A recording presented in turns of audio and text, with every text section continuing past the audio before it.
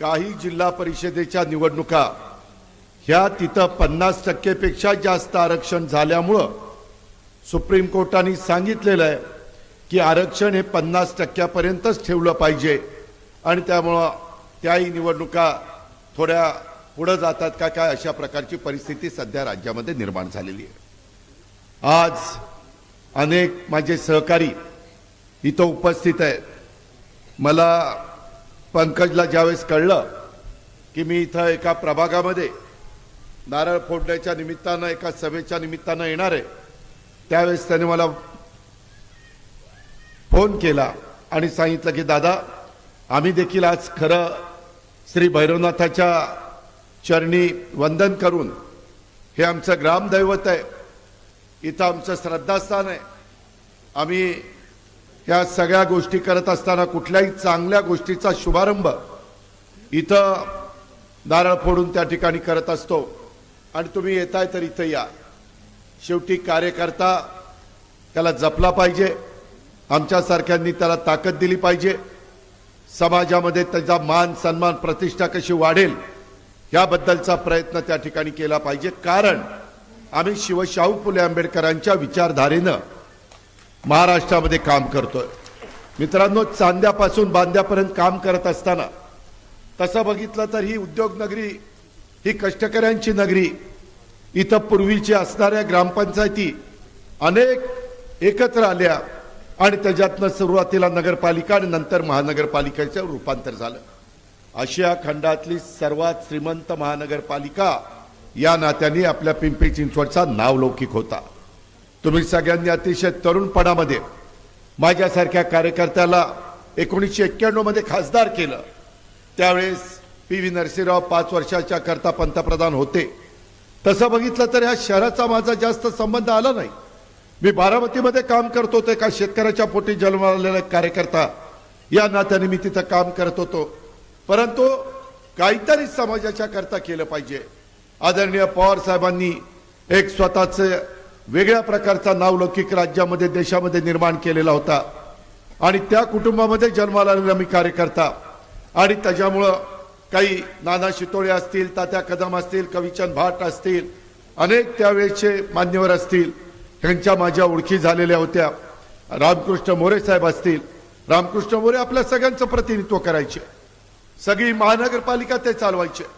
परंतु मला तुम्ही खासदार केल्यानंतर मी ठरवलं की ह्या शहरामध्ये काहीतरी बदल झाला पाहिजे। हे शहर कष्टकऱ्यांचं आहे, इथं कामधंद्याच्या नोकरीच्या निमित्तानं महाराष्ट्राच्या कानाकोपऱ्यातनं लोक येत आहेत, राहत आहेत, व्यवसाय करतायत। मूळ माझा पिंपरी चिंचवडकर देखील कष्ट घेतोय। वेगवेगळ्या इंडस्ट्री, टाटा इंडस्ट्री असेल, फिरोदिया असेल, बजाज असेल, कितीतरी इंडस्ट्री इथं होत्या आणि त्याच्यातनं लोक इथं नोकरी करता यायचे। पण मी त्यावेळेस बघायचो नोकरीला इथं आणि मुक्कामाला पुण्याला जायचे। का तर इथं पाहिजे तशा प्रकारची शिक्षणाची सोय नव्हती, जेवढी पाहिजे तेवढे रस्त्याची सोय नव्हती, फ्लायओव्हर नव्हते, डबल फ्लायओव्हर नव्हते, पाण्याच्या संदर्भामध्ये काही समस्या होत्या। माझ्या लाडक्या बहिणींना लांब लांब जाऊन पाणी आणावं लागायचं, कधी पाणी 24 तास मिळायचं नाही, प्रत्येक दिवशी मिळायचं नाही, अशा वेगवेगळ्या अडचणी। शहर तर मोठं होत होतं, दफनभूमीचा प्रश्न, स्मशानभूमीचा प्रश्न, गरीब समाज देखील आपल्याकडे मोठ्या प्रमाणावर आहे, झोपडपट्टीमध्ये राहतो, त्यांचाही अधिकार आहे चांगलं घर त्या ठिकाणी घेऊन राहण्याचा। त्यांनाही वेगवेगळ्या केंद्राच्या राज्याच्या योजनेतनं मदत झाली पाहिजे आणि हा सगळा विचार माझ्यासारख्या कार्यकर्त्यांनी केला। आणि मला पण कामाची आवड असल्यामुळं मी महाराष्ट्राला सांगतो, बाबांनो मी कामाचा माणूस आहे। त्याचा उल्लेख आता पंकजनी केला। पंकज पण पहिले 5 वर्ष तुम्ही सगळ्यांनी मागच्या वेळेस पण माझ्या शब्दाला मान दिला। 4 लोक राष्ट्रवादी काँग्रेस पक्षाच्या घड्याळाचे निवडून दिले आणि त्याच्यामध्ये आपल्या स्वर्गीय पौर्णिमाताई सोनवणे आज आपल्यात हयात नाही, मी त्यांना भावपूर्ण श्रद्धांजली अर्पण करतो। ते आपल्याला सोडून गेल्यात, परंतु त्यांची सुनबाई या नात्याने आपण चारुलताला त्या ठिकाणी उमेदवारी दिलेली। उमेदवारी देत असताना वेगवेगळ्या भागाला कसं प्रतिनिधित्व देता येईल, वेगवेगळ्या वयोगटातल्यांना प्रतिनिधित्व कसं देता येईल। काहींची पाठी कोरी आहे, काही जण अनुभवी आहेत आणि त्याच्यामध्ये गेले अनेक वर्ष आपल्या सगळ्यांचं प्रतिनिधित्व करत असणारा पंकज दत्तात्रय भालेकर याला आपण इथं उमेदवारी दिलेली आहे. 5 वर्ष त्यांनी तुमचं काम केलं, नंतर त्यांचं मुदत संपली, नंतर देखील सातत्याने माझ्याकडे मी कधी विरोधी पक्षात होतो, कधी सत्ताधारी पक्षात होतो, आज राज्याचा उपमुख्यमंत्री आहे, तुमचा पालकमंत्री आहे. अनेक प्रकारची कामं मी राज्याच्या सर्वांगीण विकासाच्या करता करत असतो. आया बहिणींचा आशीर्वाद मिळवत असतो, वडीलधाऱ्यांचा आशीर्वाद घेत असतो आणि तरुणांच्या करता एक दिशा देण्याचं काम माझं चाललेलं असतं. आणि त्याच्यातून पंकजने मगाशी भाषणामध्ये बोलत असताना सांगितलं, इस्पितळाचा प्रश्न, पाण्याच्या बद्दल प्रश्न. मित्रांनो, ह्या राज्याचा मी पाटबंधारे मंत्री होतो, त्यावेळेस माझ्या लक्षात आलं की माझं शहर ज्या पद्धतीनं वाढतंय ते बघता पवना धरण माझ्या पिंपरी चिंचवडला पुरं पडणार नाही. लोकसंख्या वाढतीये. पूर्वी मी इथं खासदार होतो त्यावेळेस एक आमदार होता हवेली विधानसभा मतदारसंघातला आणि थोडासा भाग आपला मुळशीला जोडलेला होता. आपला पिंपरी निलंग वगैरे थोडाच भाग होता. म्हणजे एक आमदार किंवा सव्वा आमदार धरा. आज 3 आमदार पूर्ण तुमचे आहेत. उद्याच्याला 2029ला माझा दावा आहे 5 आमदार ह्या भागातनं जातील. 5 आमदार. माझ्या महिलांना 1/3 जागा आपण देणार आहोत. कायदा पास केला आहे. उद्याच्याला 29 मध्ये 288 आमदार आणि व्यतिरिक्त 96 महिला जाणार आहेत. कारण लोकसंख्या वाढलेली आहे, तेवढं प्रतिनिधित्व मिळालं पाहिजे. महिलांना पण समाजात मान सन्मान प्रतिष्ठा प्राप्त करून दिली तर महिला त्या दिलेल्या कामाचं चीज करतात. याबद्दलचा पण अनुभव आपण घेतला. अनेक महिलांना आपण या शहराचं प्रतिनिधित्व करण्याची संधी दिली. काहींना आमदार केलं, काहींना खासदार केलं. हे चालत असतं. त्याच्यात कधी जातीवाद करायचा नसतो, जातीभेद करायचा नसतो. शेवटी आपलं प्रत्येकाचं रक्त लालच आहे. आपण हाडामासाची माणसं आहे.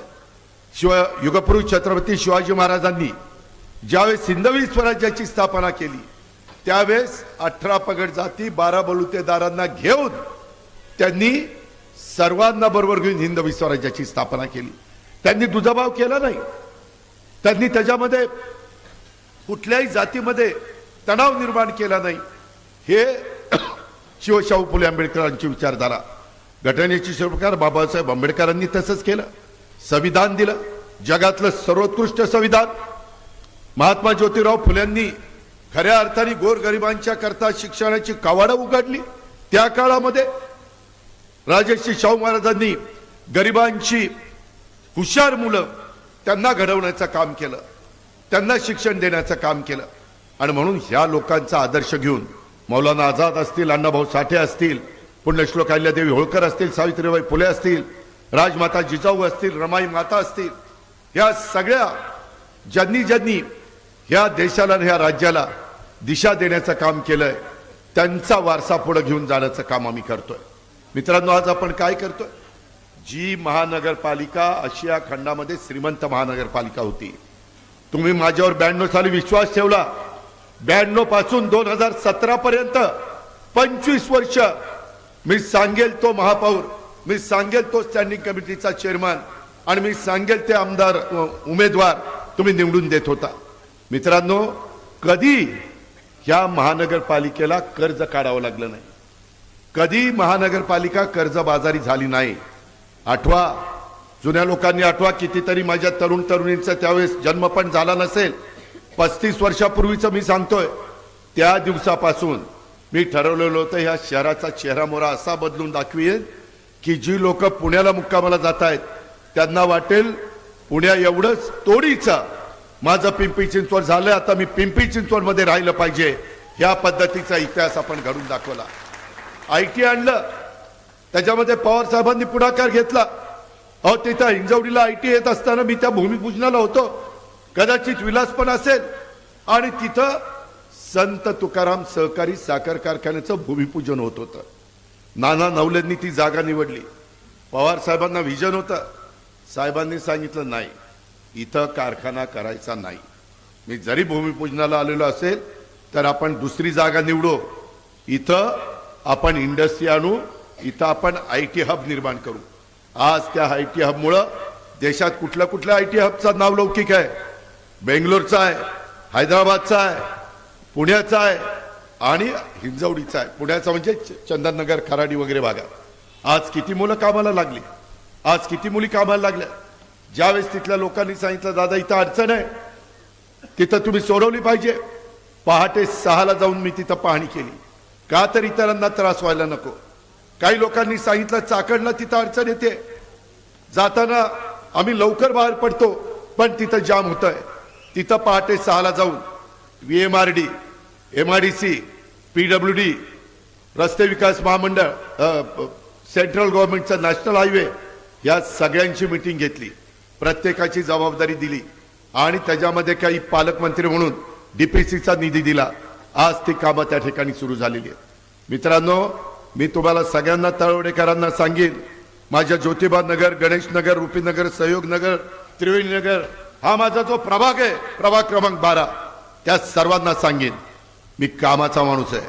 मी 1992 ते 2017 कधी माझ्यावर ह्या महानगरपालिका चालवत असताना 5 पैशाचा देखील आरोप झाला नाही. आज काय चाललंय? आज रिंग चाललेली आहे, भ्रष्टाचार बोकाळलेला आहे, कुठं टेंडर चाललेली आहे. कुणाचा पैसा आहे? जनतेचा पैसा आहे. हे तुम्ही समजून घेणार आहे का नाही? उद्याच्याला तुम्हाला मतदान करायचं आहे, कुणाला निवडून द्यायचं आहे, कुणाला बाजूला करायचं आहे, हा अधिकार घटनेने तुम्हाला दिलेला आहे, संविधानाने दिलेला आहे, बाबासाहेब आंबेडकरांनी दिलेला आहे. अजिबात कुणाच्या दबावाला घाबरायचं काही कारण नाही. शेवटी आपल्याला विकास करायचा, आपल्याला सुधारणा करायच्या. मी सुधारणा करून दाखवल्या. मी महाराष्ट्रात फिरत असताना सांगतो, बाबांनो त्या पिंपरी चिंचवडमध्ये जाऊन बघा आम्ही काय काय पालट केला आहे. अजून आपल्याला पुढे जायचं आहे. आज मी राज्याचा अर्थमंत्री आहे. अर्थमंत्री म्हणून मी राज्याला निधी देत असताना जिल्ह्यालाही निधी देऊ शकतो, आपली पण कामं करू शकतो. मी मगाशी सांगितलं लोकसंख्या वाढली, आज उद्या 5 आमदार होणार आहेत, 3 आमदार तर झालेलेच आहेत. मला वाटतं चिंचवड 6 लाख मतदार झालेत, भोसरीला 6 लाख मतदार झालेत, अण्णाचा मला वाटतं 4 लाख मतदार आहेत, सांचा 12 आणि 4 16. मित्रांनो, मी ज्यावेळेस आमदार झालो 1.5 लाखाचा मतदारसंघ असायचा, 1.5 लाखाचा. आता कुठे गेले? कसं लोकांचं प्रतिनिधित्व होणार? आणि त्यामुळं लोकसंख्या वाढल्यानंतर काय लागतं? रस्ते उत्तम लागतात, पाणी लागतं, वीज लागते, कायदा सुव्यवस्था चांगली लागते. कुणाची गुंडगिरी, दहशत ही त्या ठिकाणी खपवून घेतली जात नाही. आणि बकालपणा शहराचा तो त्या ठिकाणी कमी करायचा असतो. मित्रांनो, 25 वर्षामध्ये काम करत असताना जुना पुणे मुंबई रस्ता मी रुंद केला. त्यामध्ये काही लोकांचे घरं बाजूला करावी लागली, त्यांना वाऱ्यावर सोडलं नाही, त्यांची पर्यायी व्यवस्था केली. आज एकदम चांगला रस्ता निगडीपासून पुण्यापर्यंत केला. मध्ये आम्ही सरकारमध्ये होतो, मेट्रोला मान्यता दिली. आपली आता मेट्रो आपण निगडीपर्यंत करतोय. मध्ये अण्णांनी सांगितलं दादा 3 स्टेशन आहे, 4थं स्टेशन केलं पाहिजे, 4थं स्टेशन मंजूर केलं. मित्रांनो, इथपर्यंतच थांबणार नाही, ती चाकणला घेऊन जाणार आहे. केंद्राचा पैसा 20%, राज्याचा 20%, आपला 10% आणि 50% वित्तीय संस्थांचा. ते केल्याशिवाय वाहतुकीची कोंडी सुटू शकत नाही. आता रिंग रोडची 2 कामं, पहिलं काम सुरू झालं रस्ते विकास महामंडळाचं, पुणे आणि पिंपरी चिंचवड. बाहेरची वाहनं इकडे येताच कामा नाही. ज्याला सोलापूरवरून जायचंय त्यांनी डायरेक्ट सातारला बाहेरच्या बाहेर जावं, ज्याला मुंबईला जायचंय रिंग रोडनी बाहेर न जावं, ज्याला नाशिकला जायचंय सोलापूरहून आला तो रिंग रोडनी बाहेरच्या बाहेर. त्याने पुण्यात पण यायचं कारण नाही, पिंपरी चिंचवडमध्ये यायचं कारण नाही. प्रदूषण कमी करायचं आहे. आज दिल्ली नंतर काही शहरं मोठ्या प्रमाणावर प्रदूषण होत आहे. नुसती भाषणं करून चालत नाही, त्याला पर्याय द्यावा लागतो. आणि तशा पद्धतीनं आपण ती मेट्रोचा पर्याय देतोय, रिंग रोडचा पर्याय देतोय, अजून एक PMRDचा रिंग रोड करतोय. त्याच्याही बद्दलचा प्लॅन तयार चाललेले. मित्रांनो, इथं श्री संत माऊली, आळंदीला देऊला संत तुकाराम महाराज यांच्या समाधी आहेत. तिथल्या इतक्या जवळ वारकरी संप्रदाय. ज्या प्रकारे ह्या सगळ्या भागामध्ये सुधारणा व्हायला पाहिजे होत्या अलीकडच्या काळामध्ये, त्या थांबलेल्या आहेत. कारण व्हिजन असणारं नेतृत्व इथं नाही. मी महाराष्ट्राच्या मंत्रिमंडळामध्ये असलो तरी देखील ज्यावेळेस विकासाचे प्रश्न येतात त्यावेळेस मनुष्य स्वभाव आहे. पहिला जिल्हा, त्याच्यामध्ये आपली पिंपरी चिंचवड, त्याच्यामध्ये आपलं पुणे शहर, याबद्दलचा विकास आम्ही करतो. आणि पावनेचं पाणी ज्यावेळेस आपल्याला कमी पडायला लागलं त्यावेळेस आंध्र प्रकल्प, MIDCचा मीच इरिगेशनचा मंत्री असताना मान्यता दिली. भामा आचखेड, माझ्या खेड तालुक्यातला राजगुरुनगरचा, त्याला मान्यता दिली. माणसांना प्यायला पाणी देण्याच्या करता शेतकऱ्यांचं पाणी त्या ठिकाणी रद्द करावं लागलं. संपूर्ण धरण पुण्याकरता आणि पिंपरी चिंचवड करता राखीव ठेवलं. कुणी निर्णय घेतला? त्याच्यामध्ये आता बंद पाईपलाईन आणायची, त्याशिवाय आपल्याला गत्यंतर नाहीये. शहर नीटपणे वाढण्याच्या करता ते काम आपल्याला करायचंय. आणि ही कामं करण्याच्या करता आपल्या विचारांच्या लोकांच्या हातात महानगरपालिका असावी लागते. माग कधीही मी या महानगरपालिकेमध्ये दुर्लक्ष केलं नाही. इथला स्वच्छतेचा प्रश्न असू द्यात, इथल्या क्रीडांगणाचा प्रश्न असू द्यात, उद्यानाचा प्रश्न असू द्यात, शिक्षणाचा प्रश्न असू द्यात, कुठलाही प्रसंग असू द्यात. इंडस्ट्रीवाल्यांनी काही मुद्दा काढला, त्यांच्या इंडस्ट्रीचा प्रश्न सोडवण्याचा काही मुद्दा असू द्या, त्यामध्ये आम्ही लक्ष देतो. आज इथं CP कार्यालय झालेलं, पूर्वी आपण पिंपरी चिंचवड पुण्याच्या अंडर होतं. आज पोलीस दलाला मोठ्या प्रमाणावर पोलीस स्टेशन मंजूर करून दिलेली आहे, वाहनं मंजूर करून दिलेली आहे. आज DPDC मध्ये करोड रुपयाच्या गाड्या आज पिंपरी चिंचवड आणि पुण्याला आणि पुण्याच्या ग्रामीण भागाला दिल्या. ते दिलं पाहिजे, त्याशिवाय कायदा सुव्यवस्था नीट राहू शकत नाही. त्यांना इन्फ्रास्ट्रक्चर दिलं पाहिजे. इथं माझ्या लाडक्या बहिणी बसल्या, त्यांना व्यवस्थित सुरक्षित वाटलं पाहिजे. कुणी विकृत माणसांनी त्या ठिकाणी वाकड्या नजरेने आमच्या माय माऊलीकडं, आमच्या लाडक्या बहिणीकडे बघता कामा नये. अशा पद्धतीचा पोलिसांचा दरारा असला पाहिजे. आज काय चाललं? आज काहींना त्या ठिकाणी दम दिला जातो, बोलवलं जातं. मी माझ्या 25 वर्षाच्या इतिहासात माझ्या तळेगावच्या मंडळींना मला सांगायचंय, कधी ज्याला स्वखुशीने यायचं असेल त्यांनी या. मी कधी फोडाफोडीचं राजकारण केलं नाही. त्याच्यामध्ये काँग्रेस पण लढायची, राष्ट्रवादी पण लढायचं, शिवसेनाही लढायची, त्याच्यामध्ये भाजप पण लढायचं. आज काय चाललंय? याला फोडा, त्याला फोडा, त्याला इकडे घ्या, त्याला तिकडे घ्या. काही न विचारलं का रे काय झालं? नाही राव दादा, लईच दम दिला, माझी बांधकामं चालली ती थांबवल्यावर कसं व्हायचं? ही असले धंदे चालले. हे पिंपरी चिंचवडमध्ये पिंपरी चिंचवडकरांनी खपून घेता कामा नये. शेवटी सगळ्याला न्याय मिळाला पाहिजे. आम्ही 25-25 वर्ष केंद्रातील सत्ता, राज्यातली सत्ता, जिल्ह्यातली सत्ता, तालुक्याची सत्ता, गावची सत्ता, आता पण जो निकाल लागला नगरपालिकेचा, सगळ्यात जास्त नगरपालिका ह्या घड्याळाच्या राष्ट्रवादी काँग्रेस पक्षाच्या निवडून आल्या. जिल्ह्याला माहिती आहे काम घड्याळच करणार. त्याच्यामुळे तळेगावकरांनो, जसं मी पंकजची ओळख करून दिली तशा पद्धतीनं श्री शरद वसंत भालेकर, आज ह्याला एका तरुणाला आम्ही उमेदवारी दिलेली आहे. काही नवे चेहरे असले पाहिजेत. त्याच्यामध्ये सौभाग्यवती सीमा धनंजय भालेकर या आमच्या लाडक्या बहिणीला आम्ही उमेदवारी दिलेली आहे. त्याच्यामध्ये इथले काय महिलांचे प्रश्न आहेत, सभागृहात काय मांडलं पाहिजे, कसे प्रश्न सोडून घेतले पाहिजे. आणि आमची एकदम तरुण भगिनी सौ चारुलता रितेश सोनवणे ही त्या ठिकाणी वेगवेगळ्या घटकाला प्रतिनिधित्व देण्याचं काम राष्ट्रवादी काँग्रेस पक्षाने केलेलं आहे. आता तुमची जबाबदारी आहे. मी मगाशीच सांगितलं, आपल्याला मधल्या काळामध्ये गेले 4-5 वर्ष आणि त्या मधल्या काळात जे विकासाची कामं थांबली, जो भ्रष्टाचार बोकाळला आहे, जो त्या ठिकाणी आपल्याला इथं रिंग केली जाते, ठराविक लोकांना त्या बाबतीमध्ये कामं भरायला लावली जातात, असं पिंपरी चिंचवडच्या इतिहासामध्ये घडत नव्हतं. आपल्याला पिण्याच्या पाण्याच्या करता भामा आचखेडचं पाणी आणावं लागणार आहे. आपल्या इथं रेड झोनचा प्रश्न आहे. आपल्या इथं वेगवेगळ्या पद्धतीनं मला मधी माझा पंकज आणि बाकीचे लोक सांगत होते की दादा, शेतकऱ्यांना रेड झोन बाधित शेतकऱ्यांना 100% मोबदला TDRचा मिळवून देण्याचं काम तुम्ही केलं पाहिजे. तसा प्रस्ताव त्या ठिकाणी पाठवण्याचं काम झालंय. काही ठिकाणी उड्डाणपूल तयार केले पाहिजेत. मला आठवतंय भोसरीचा उड्डाणपूल तयार करताना विलासला, अजितला, बाकीच्या सहकाऱ्यांना विचारा, तो टू लेन होता. नारळ फोडत असताना मी 4 लेन केला आणि त्यावेळेस अधिकाऱ्याला सांगितलं की अजिबात नाही, पुढं वाहनं वाढणार आहेत. आज तो देखील पूल आपल्याला कमी पडायला लागलेला आहे. नेहमी काही झालं तरी नेतृत्वाला दूरची दृष्टी असावी लागते, तर विकास होत असतो. आणि त्याच्यामुळं ह्या सगळ्या काही गोष्टी मधल्या काळामध्ये मला पंकजने सांगितलं की दादा, तळवडे येथे महाराष्ट्र शासनाची 59 एकर गायरान जागा पालिकेकडे हस्तांतरण करा, तो निर्णय आपण घेतला. त्यामुळे अतिशय सुंदर अशा प्रकारचा बायोडायव्हर्सिटी प्रकल्प तिथं आपण साकार करतोय. स्थानिक नागरिक आणि तरुणांच्या करता 7 एकर जागेमध्ये आपण स्पोर्ट ॲक्टिव्हिटी आणि इतर उपक्रम त्या ठिकाणी राबवतोय. राज्य सरकारची मगाशी यांना सांगितलं पंकजने 32 गुंठे जागा आपण MIDC कडनं महावितरणला दिली.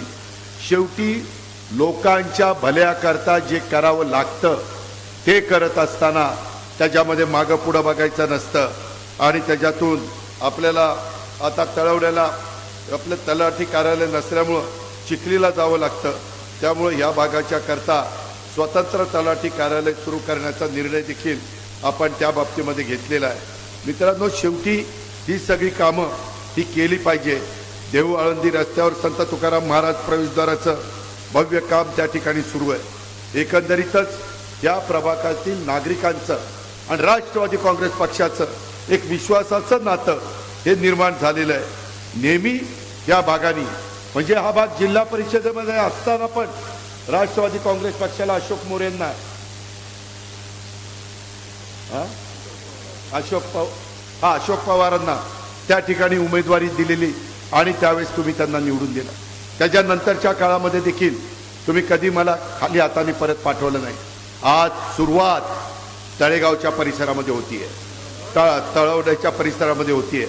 माझी तुम्हाला विनंती आहे, हे तळवडे असेल किंवा माझं म्हणजे तळवडे गावठाण असेल, माझं ज्योतिबा नगर असेल, गणेश नगर, रुपीनगर, त्रिवेणी नगर, सहयोग नगर, ह्या सगळ्या भागामध्ये कार्यकर्त्यांनी गाफील राहू नका. फार कमी दिवस आहेत. पायाला भिंगरी बांधल्यासारखा प्रचार झाला पाहिजे. कुठेही निवडणूक आचारसंहितेचा भंग होता कामा नये. कुठेही खालच्या पातळीवर जाऊन टीका करायचं कारण नाही. आपण विकास करणारी माणसं, आपण विकास करून दाखवलेला आहे. आणि जो काही आता तुमच्या माझ्या पिंपरी चिंचवडला कर्जामध्ये ढकलण्याचं काम ज्यांनी केलेलं आहे त्यांना आता आपल्याला बाजूला करायचं आहे आणि ते तुमच्या हातात आहे. ती पवित्र मत उद्याच्या निवडणुकीच्या निमित्तानं तुम्हाला सगळ्यांना मागण्याच्या करता मी आज आपल्या सगळ्यांच्या समोर आलेलो आहे. उद्या आणि परवा अजून 2 दिवस हे त्या ठिकाणी फॉर्म भरायची मुदत आहे. सगळेजण बघताय. आता तर इथले 4 उमेदवार तर आपले जाहीर झाले, परंतु समोरचे म्हणतायत दादा कधी उमेदवार जाहीर करतोय मग आपले करू. मी म्हणतोय ही कधी करतायत ते बघतो मग आपले करू. कारण शेवटी जशाच तशी टक्कर देण्याच्या करता व्यवस्थितपणे बॅलन्स साधला गेला पाहिजे. मी सर्व जाती धर्माला प्रतिनिधित्व देण्याचा प्रयत्न इथं सगळे उमेदवार ज्यावेळेस जाहीर होतील त्यावेळेस करणार आहे. आपण अजिबात त्यामध्ये गैरसमज करून घेऊ नका. आणि काही अनुभवी, काही तरुण अशा वेगवेगळ्या घटकाला तिथं प्रतिनिधित्व देणार आहे. मित्रांनो, आज मी जवळपास 4 वर्ष अजून सरकारमध्ये आहोत. त्याच्यामुळं सरकारमध्ये काम करत असताना सरकारमधली अडलेली कामं ही करून देण्याच्याबद्दल माझ्याकडनं कुठली अडचण येणार नाही. माझी केंद्रात पण ओळख आहे. मग पंतप्रधान साहेब असतील, अमित शाह साहेब असतील, नितीन गडकरीजी असतील, शिवराज सिंग चौहान असतील, नड्डाजी असतील, अनेकांची नावं घेता येतील. आपले केंद्रातले पण प्रश्न राजनाथ सिंगजी असतील, तिथंही आपण जाऊ शकतो, तिथंही आपण पाठपुरावा करू शकतो. काही अडचण नाही. आपल्या विचाराचे काही खासदार आहेत, त्यांनाही तिथं आवाज उठवण्याचं काम आपण सांगू शकतो. त्याच्यावर तिथंही अडचण नाही. साधारण पिंपरी चिंचवडमध्ये उमेदवारी लढवत असताना त्यामध्ये राष्ट्रवादी काँग्रेस पक्ष म्हणजे घड्याळ आणि तुतारी हे एकत्रपणे निवडणुकीला सामोरं जात आहे. त्याच्यामुळं हा परिवार पुन्हा एकत्र येण्याचं काम होत आहे. बऱ्याच जणांच्या मनामध्ये तशा पद्धतीनं होतं. शेवटी मित्रांनो, आपण अनेक जण शेतकरी आहोत. शेतकरी तुमची माझी जात आहे. त्याच्यामुळं महाराष्ट्राच्या सर्वांगीण विकासाच्या करता काही गोष्टी कराव्या लागतात. आणि तशा पद्धतीनं त्यावेळेस त्या सगळे नेते मंडळी बसलेली होती आणि जागांचं वाटप करत असताना काही पुढं मागं सरकून व्यवस्थित जागांचं वाटप केलेलं आहे. तुम्हाला 2 दिवसात ती माहिती मिळेल. कारण मी आत्ता बोललो आणि काही नाही झालं. बघा काय यांनी सांगितलं आणि काय झालं. त्याच्यामुळं जरा 2 दिवस कळ काढा. 2 दिवसांनी तुम्हाला काय समजायचं ते सगळं समजेल. पण आपण मात्र कुठल्याही भूलथापांना बळी पडू नका. कुणाच्याही दादागिरीला बळी पडू नका. कुणाच्याही धापडशाहीला बळी पडू नका.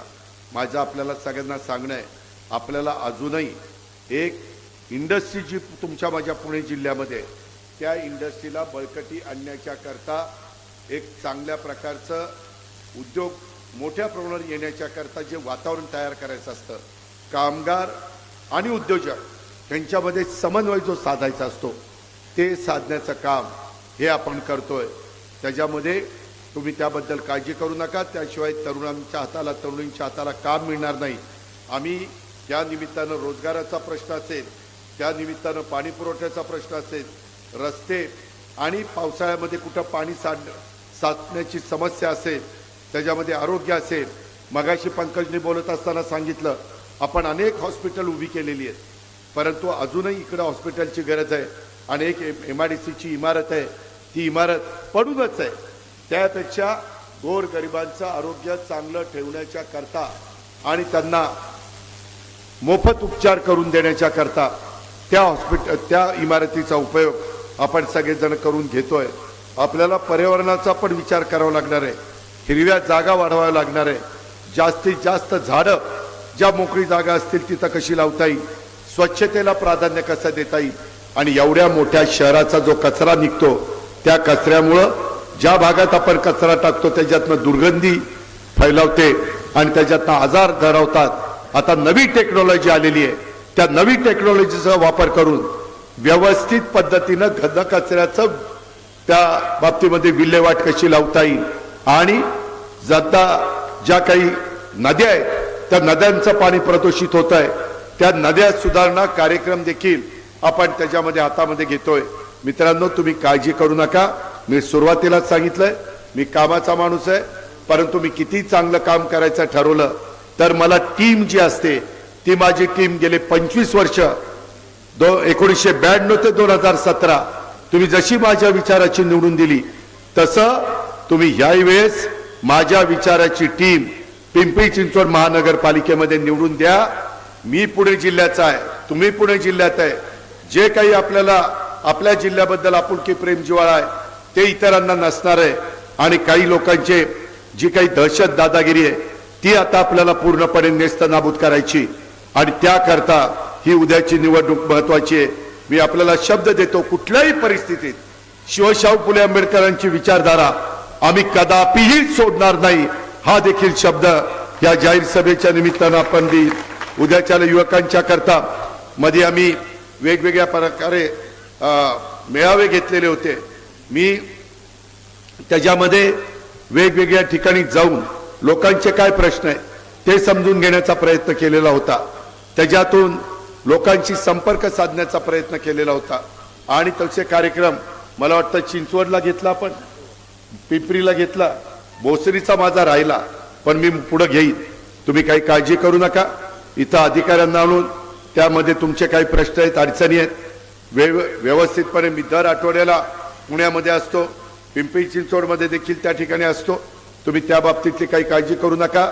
मोठे मोठे प्रकल्प आपल्याला SRE राबवायचे, आपल्याला पंतप्रधान आवास योजनेच्या कोट्यावधी रुपयाचा निधी, त्याच्यात केंद्राचा काही असतो, राज्याचा काही असतो. राज्याचा आणि केंद्राचा निधी आपल्याला आणायचा आहे.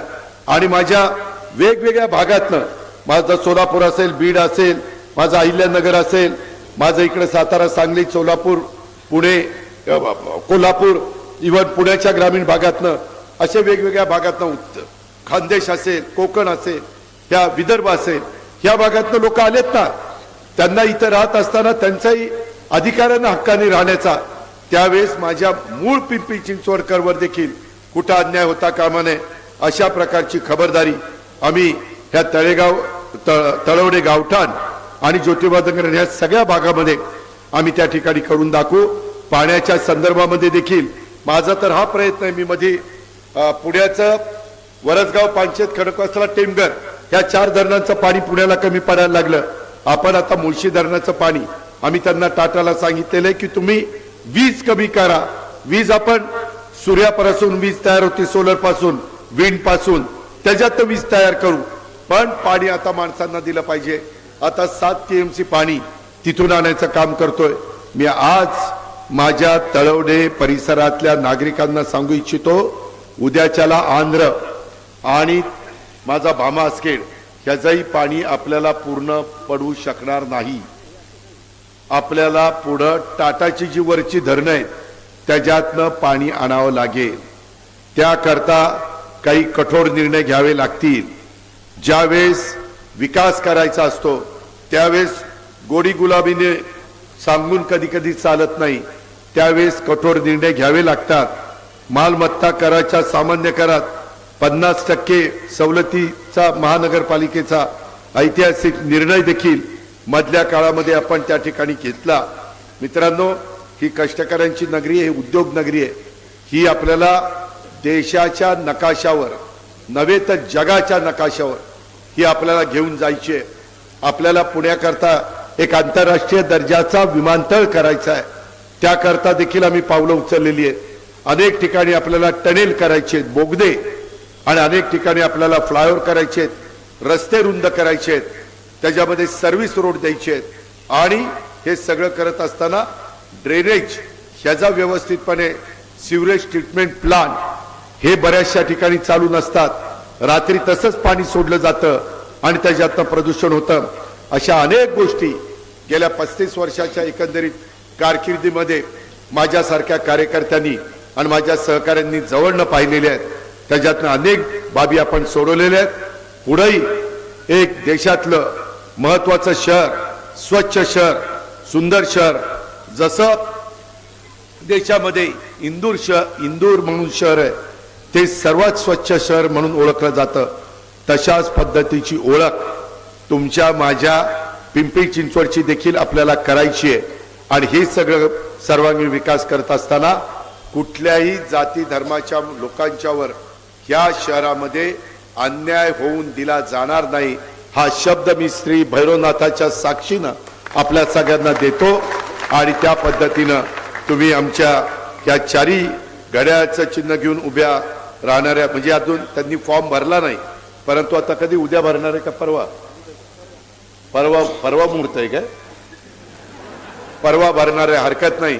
परंतु तुम्ही सगळ्या जीवाभावाच्या कार्यकर्त्यांनी या चौघांना उमेदवारी देत असताना इतरांनी पण उमेदवारी मागितल्या होत्या, तेही तेवढ्याच तोडीचे होते, त्याबद्दल माझं दुमत नाही। परंतु मित्रांनो, मी काय किंवा माझ्या जागी तुम्ही कुणी असता तरी 2 महिला 2 पुरुष चौघांनाच तुम्ही उमेदवारी देऊ शकत होता, कारण हा प्रभाग हा चौघांचाच आहे।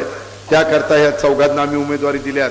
मी त्या चौघांच्या साक्षीनं सांगेन, उद्याच्या काळामध्ये 5 वर्षाकरता माझ्या या सगळ्या परिसराचं प्रतिनिधित्व तळवडे आणि बाकीच्या भागाचं करत असताना, प्रभाग क्रमांक 12चं करत असताना, हे कधी तुम्हाला कमीपणा येईल अशा पद्धतीचं कुठलंही काम हे माझे 4ही सहकारी करणार नाही।